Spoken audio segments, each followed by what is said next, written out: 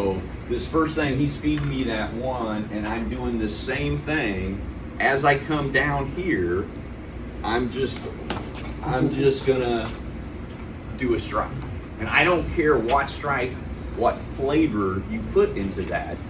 But so what I want you thinking about as you do this, and slow motion is perfectly fine, if I go straight there, I'm going into his legs. Pillsbury. Pillsbury Sensei.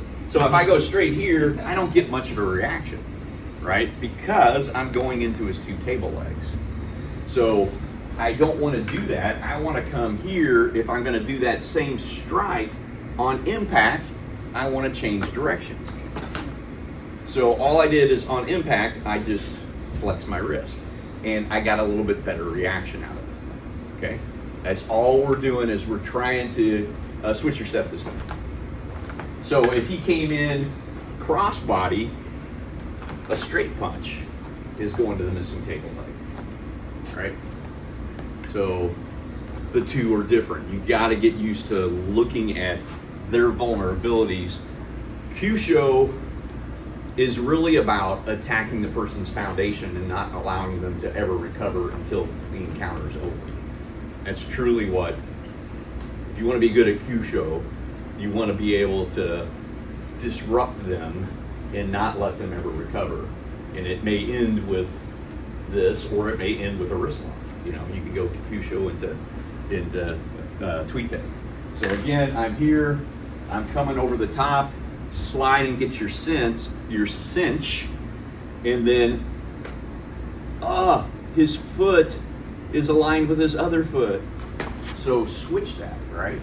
And that'll give you another opportunity to do something else, right? But right now I just want you to think on that first strike. You could also come in and decide to strike somewhere else, right? You can decide to strike somewhere else. So there, I'm just striking his shoulder.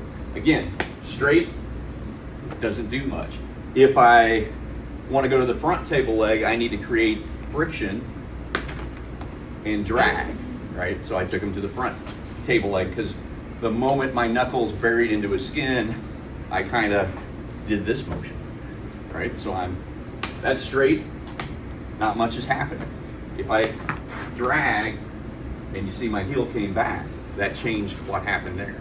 If I, Kyusho consequence, if I strike and go to the back, that arm's gonna start coming towards me. Make sense? He was nice and just let it dangle.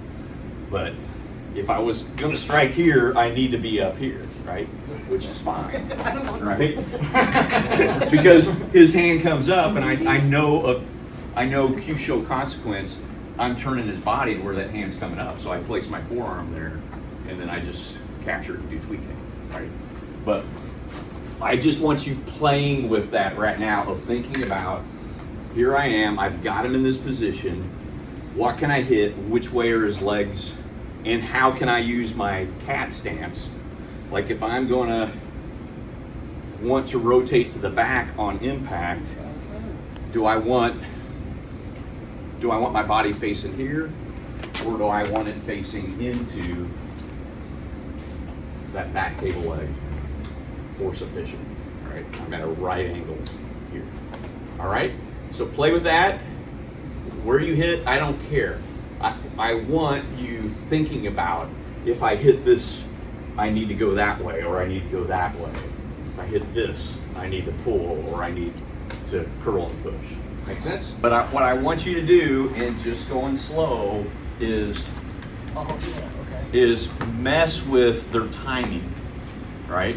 So again, like his table leg is forward, and this is coming up. See what his hand did? It pulled away from what he was trying to protect, because I pulled him off of his foundation, right? So I'm here, I'm coming, he sees that coming, and now it's on the other side. This is exposed. Very, very sneaky, sir. Very, very sneaky, right? So again, yes, sir. Question, sir. The time you slightly just jogged right after pulling, I got to notice your pulling things and then go Yes. So I'm creating what I call a stagger strike, right? So, like just punching, hands down. If I am going to strike him in the belly, get in a stance. All right. If I'm going to strike John in the belly, as I come up to hit him, watch what his belly and what his knees do. All right. So he prepares for that impact because he sees it coming. You're not staggering with your feet, though. Your feet are staying in the same place after you come back. So just for that motion, and he doesn't know in this situation, even though when I'm talking about staggering strike, he doesn't know if I'm actually going to do it or if I'm going to do a regular strike, right? And so he can't help his internal instinct, his primal instinct is to brace for impact, right? And he knows if he doesn't brace for impact and I actually throw a regular strike, that he's going down on his ass, right? So it's primal, it's encoded. As he comes in, he braces for impact. So I'm exploiting that with, I'm coming here and I pause it for just a second, right? I pause it for a second because I see his hand coming up to parry. And it's that kind of motion. All right, I bring it up and I'm telling him, I'm gonna strike you in the neck, sir. And I pause it, right? I kind of do, oh, yeah, like that. So It's hard to read. His hand goes here, but when nothing touches it and his balance falls, then he pulls his hand away from what he was protecting. And then you can hit it, all right? So be nice with each other if you're hitting neck. They were asking over here earlier what I thought about forearms. Forearms are good, but Taika always did loose whip.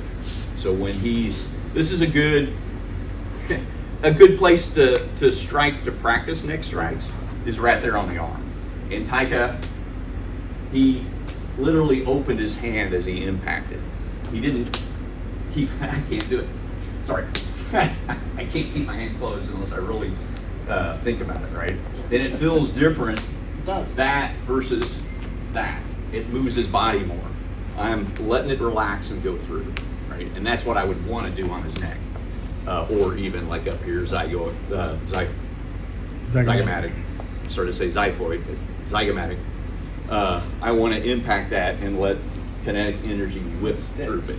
It sticks and goes through. Yeah. Yeah. All right.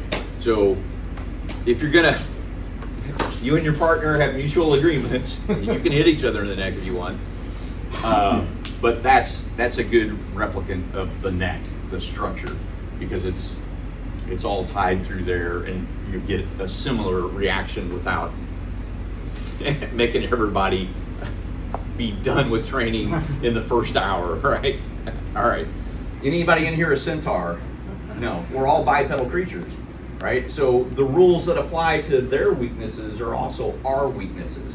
So if I do this motion and I come here and I'm trying to pull him that way, what direction's my lead foot pointing? It's pointing that way. We're 90-degree angle. So I'm trying to pull him. Which one of us weighs the most? You do. That's what happens when I pull, right? My foot is facing 90 degrees of where I'm trying to pull. I'm not going to pull him that much. I'm going to pull me because he weighs more. So if I do that motion, and as I'm coming up to do this, I change my heel, I'm going to pull him instead of pull me, right? So I'm here.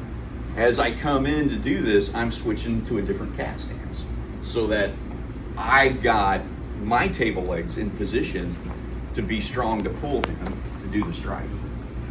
All right, make sense? So anytime there's like, Lisa was just looking, pointing at the example of this earlier.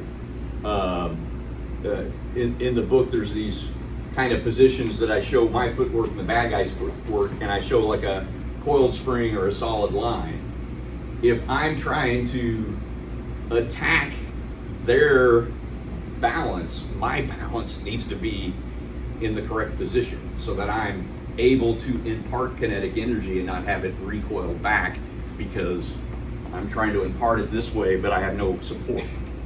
Does that make sense?